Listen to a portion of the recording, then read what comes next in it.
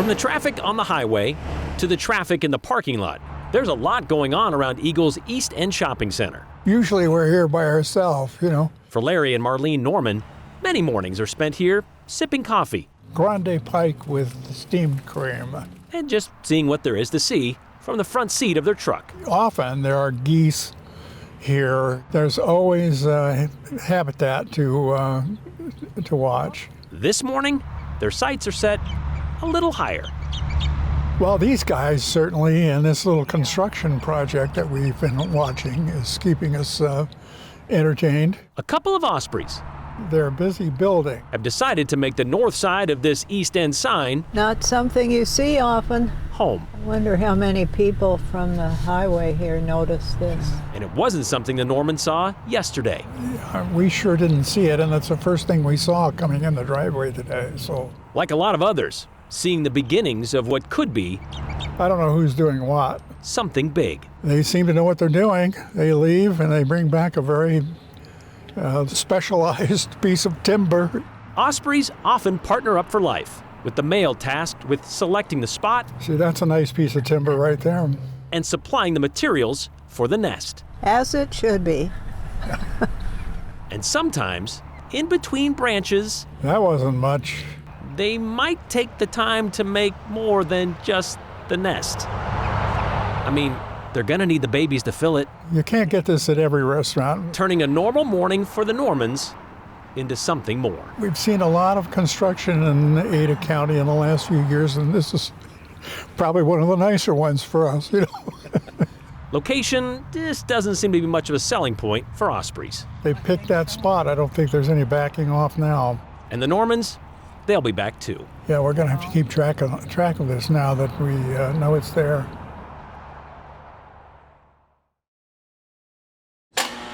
The inmates in Idaho's maximum security prison spend 23 hours a day, every day, locked in a cell, seemingly little to look forward. Especially in a place like this. But there's a countdown to this day. We all like cookies, right?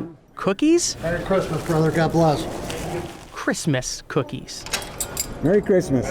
God bless you. Dave Browning's a familiar face, dealing out more than a decade of weekly visits. Merry Christmas. Coming in as chaplain was probably the best thing because I got to talk to everybody. At least to those Hey, Merry Christmas. God bless you. Hey, I really appreciate you guys. who want to talk back. So I appreciate you. No, it's good stuff. Merry Christmas. You have a good one. Mark Rennick's not known to be shy. Merry Christmas, sir, okay? He accepted the olive branch decades ago. That's how I met Mark, yep.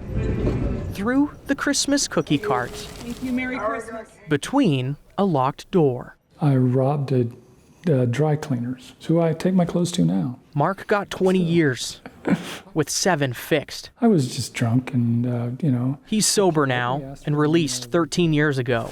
But he still remembers it's not even about the cookies. Merry Christmas. It's about what the cookies said. it's knowing that somebody really cares out, that remembers who you are and that you're out here. Us men don't share our emotions that well. We kind of hide it, put on a tough guy kind of scenario. But in truth, this is a pretty powerful thing to do for people. Merry Christmas. It's a powerful message to send. In one of the bags, there was a little note, and it said, it was from a kid written in Crayola, and it said, Jesus loves you.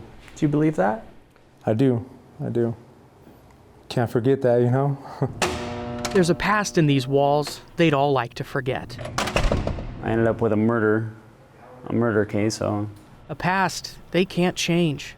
It's just negativity and getting into that lifestyle, and you could lose your life quick, But their future, that's in their control. Merry Christmas. It's maybe just a cookie away. I wanted to help him, so that's what we did. Dave hired Mark after his release. In retrospect, it was huge. It was nice of him to take me on.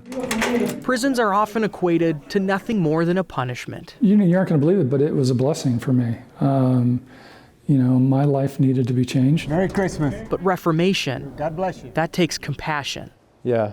and a pinch of humility. Tatted up teddy bear. Merry Christmas. Here, Happy holidays and God bless. the proof is in the cookies. Well, they're all residents that are going to return to the community.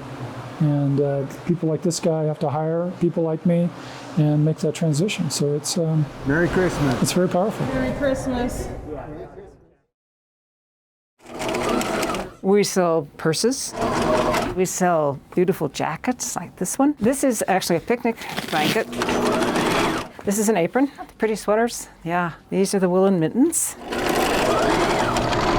And these are the women who make them. This was part of a blanket probably, and we'll make it into these mittens. Every week, Fun. more than a handful of refugees assemble in this North Boise basement to craft donated fabric into a refurbished future. That looks good. They call themselves Artisans for Hope, and their mission is manifested in 4 words. Hi, everybody. Connect, Hi, Zia. learn, And remember, 3/8 inch seam. create.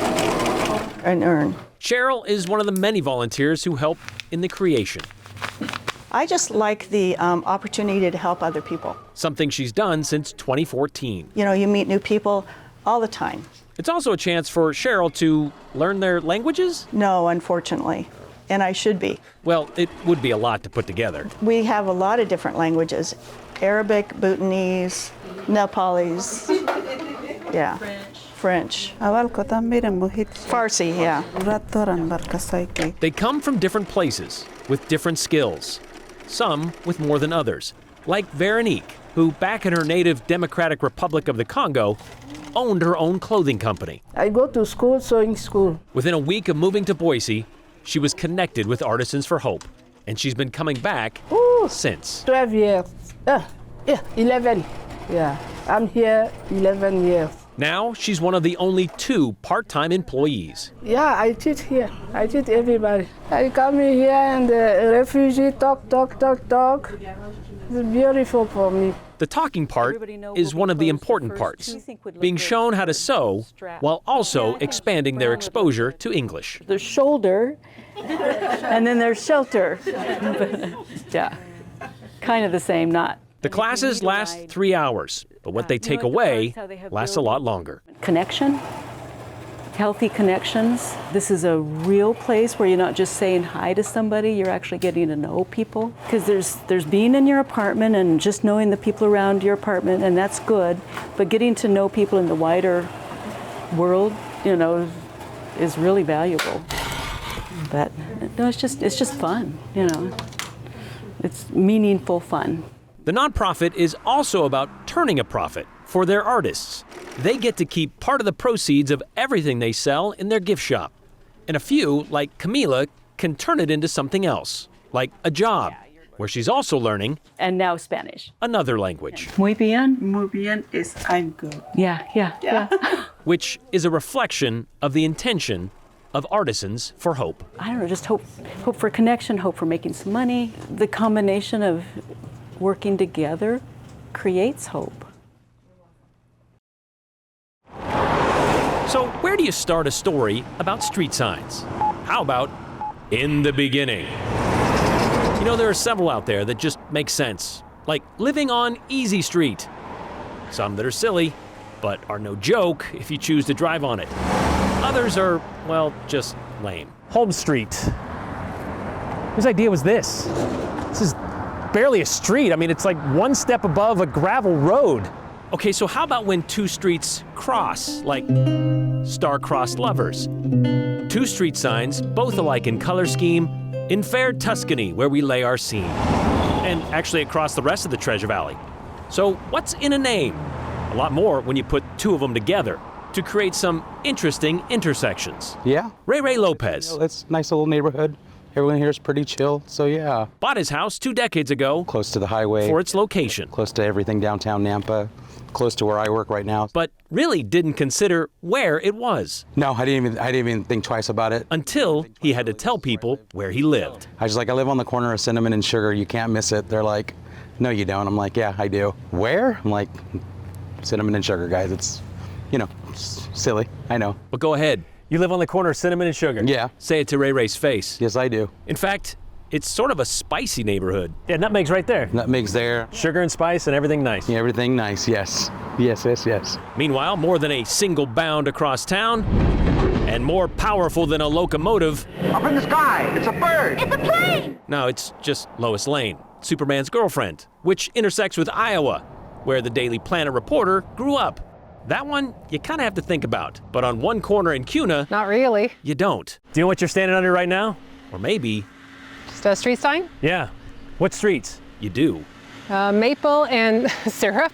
So this is the corner of Maple and syrup. Maple syrup. It's pretty awesome. Yeah. I guess.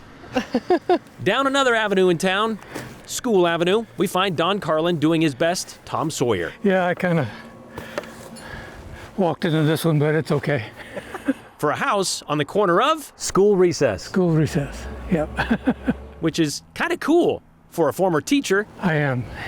So recess and school has a double meaning for me. Now retired, every day feels like recess for Don. It does, it does. When he's not painting a fence. Not a bad place for a retired school teacher. Not a bad place. Great place, actually. You know, one thing we learn in school is history and geography. No. Just don't ask Martha to put the two together. I am horrible geographically. If I asked you where you were right now, you wouldn't know.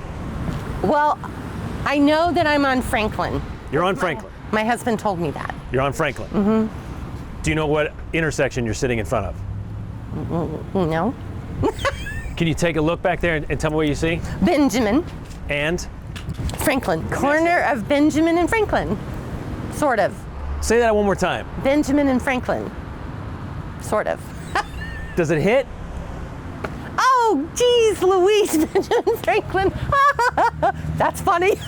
You didn't even know that? No. But now you know. Now I know. I'm on Benjamin and Franklin.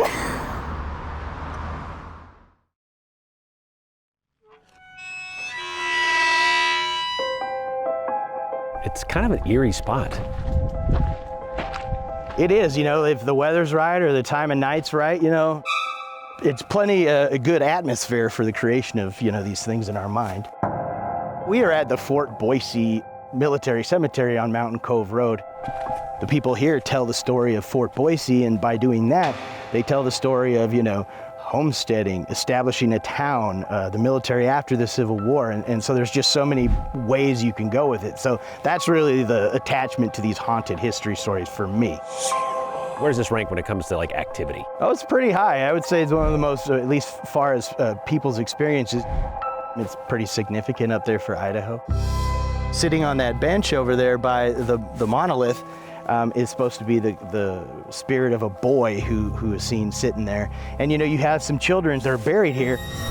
A Major Patrick Collins, who died in 1878, falling off a horse. His 4 sons died in the first weeks of January 1877 of some sort of fever and are buried here. So, you know, that's a possible route to the child that supposedly seen on this path and that bench. Does he just sit there? He just sits there. That's the claim, that you just see him kind of sitting, and then he'll just disappear, you know.